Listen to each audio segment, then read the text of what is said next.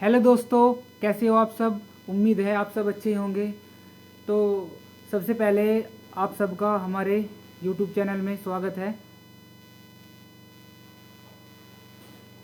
तो सबसे पहले आप सबका हमारे यूट्यूब चैनल में स्वागत है। और we will discuss about inconvenience in the examination hall and there are many questions come to in my mind, and I will tell you about the how to attempt exam further in the examination hall. So we let start. तो दोस्तों, हमारा जो पहला point है, starting point है, वो क्या है। सबसे पहले जो मेरा एग्ज़ाम हुआ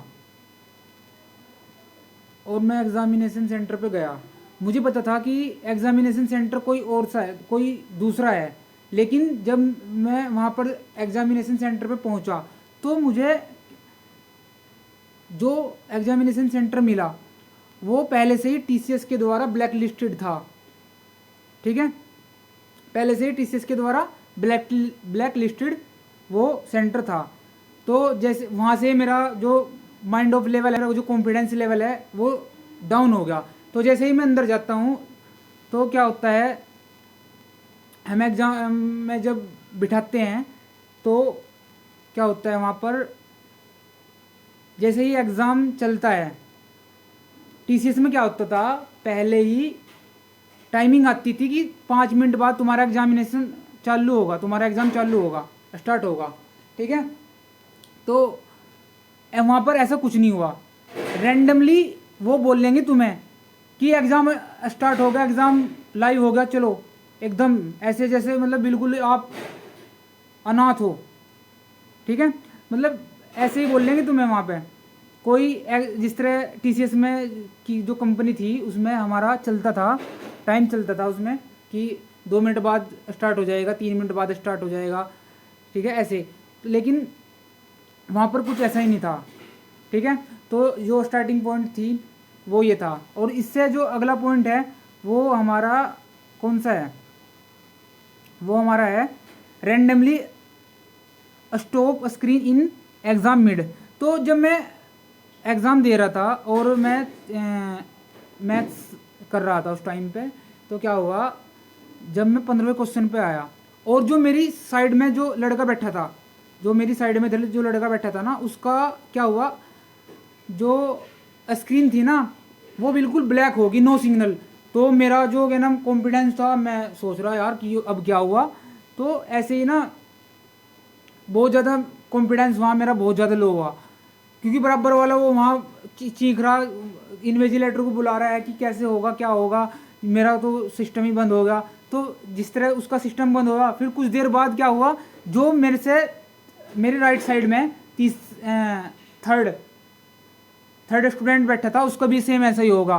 तो वहाँ पे ना इस तरह से इस सिचुएशन में बहुत ज़्यादा कॉन्फिडेंस गिरता है एक बच्चे का। ठीक है, तो ये हमारी प्रॉब्लम नंबर 2 थी।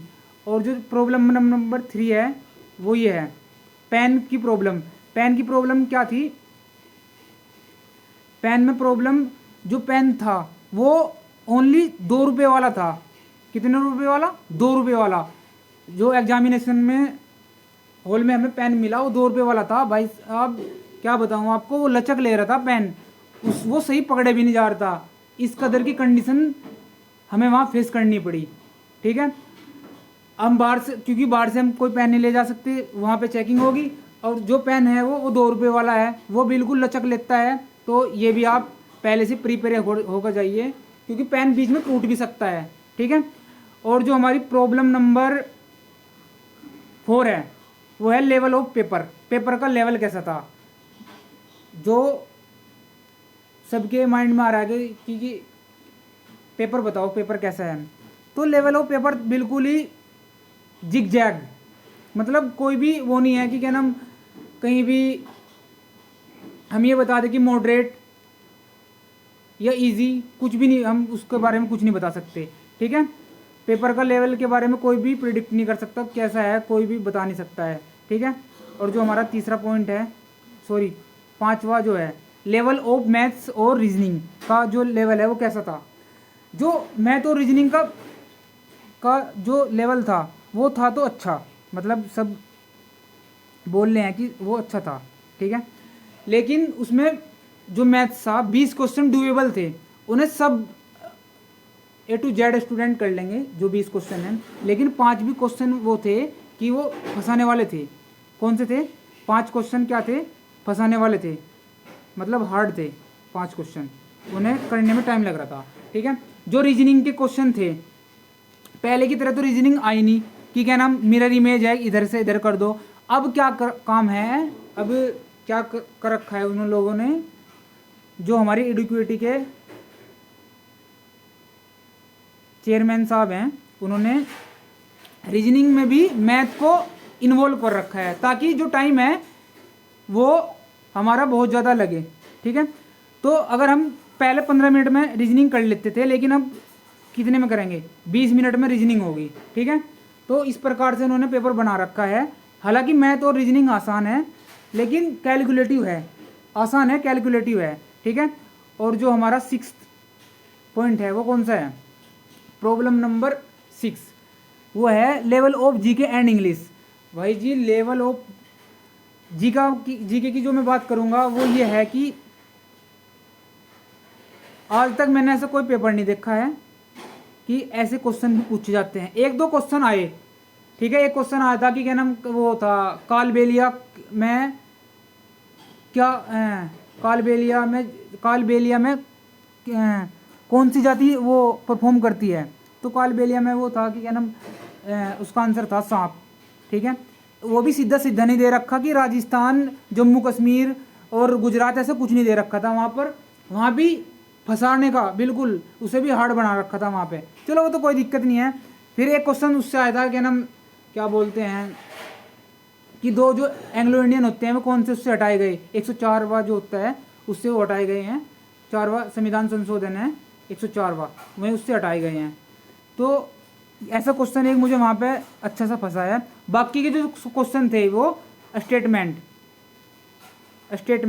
सारे स्टेटमेंट के क्वेश्चन A to Z, मतलब वहाँ पे कुछ भी समझ में नहीं आया बच्चों की, क्या मतलब कैसे करें क्या है सब।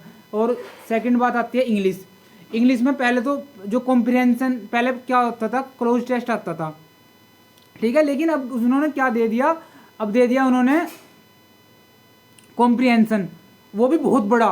भाई 1 घंटा पेपर का, हम उसे कॉम्प्रिहेंशन को पढ़ेंगे या पेपर हो करेंगे? और बाकी क्या नाम PQRS, उसमें बहुत ज़्यादा PQRS, और आपके फिल इन द ब्लैंक्स 1 से 1। और मुझे तो कोई 1 वर्ड नहीं वहाँ दिखा। और एक सिनोनियम्स था, वो भी पता नहीं कैसा, मतलब मैंने भी, मेरी समझ से बाहर था वो सिनोनियम्स, लेकिन मैंने लगाया, थोड़ा कॉमन साइंस से लगाया है। और इडियम्स भी मुझे एक दिखा शायद, हाँ इडियम्स एक था, और एंटोनियम कोई नहीं था। मतलब इस प्रकार से पेपर था। PQRS बहुत सारे बरक्के थे, और मतलब बहुत ज़्यादा, मतलब टफ ही कह सकता हूँ भाई, मतलब पेपर को देख के ना मैं, क्योंकि मैंने भी पहले भी CGL दिया है, लेकिन ऐसा नहीं हुआ है मेरे साथ, ठीक है, ऐसा कुछ नहीं हुआ है। तो भाई इस प्रकार का पेपर आता है, ठीक है। अब एंडिंग पॉइंट, प्रॉब्लम नंबर 7। तो एंडिंग पॉइंट में क्या होता है, जब हम एग्ज़ाम पूरा कर देते हैं तो हमें पता लगता है कि कितने हमने क्वेश्चन किए। ऐसा कुछ नहीं था भाई साहब, उसमें ऐसा कुछ भी नहीं था उसके अंदर। उसमें सीधा थैंक यू योर टेस्ट, बस इतना। क्योंकि जो बच्चे एग्ज़ाम देने जाएंगे उन्हें ये जो मैं वीडियो बना रहा हूँ, उन्हें सब चीज़ें ये फेस करनी पड़ेंगी। वहाँ पर कोई भी क्वेश्चन आपको ये नहीं पता लगेगा कि आपने कितने क्वेश्चन अटैम्प्ट किए या कितने क्वेश्चन वो करे। एकदम 1 घंटा आपका 1 आवर जहाँ हुआ, आपका जो सिस्टम है एकदम से क्या हो जाएगा, वो क्लोज हो जाएगा, ठीक है। क्या हो जाएगा? क्लोज एकदम से, ठीक है। तो यही जो भाई इतनी भी बहुत ज़्यादा होती हैं प्रॉब्लम।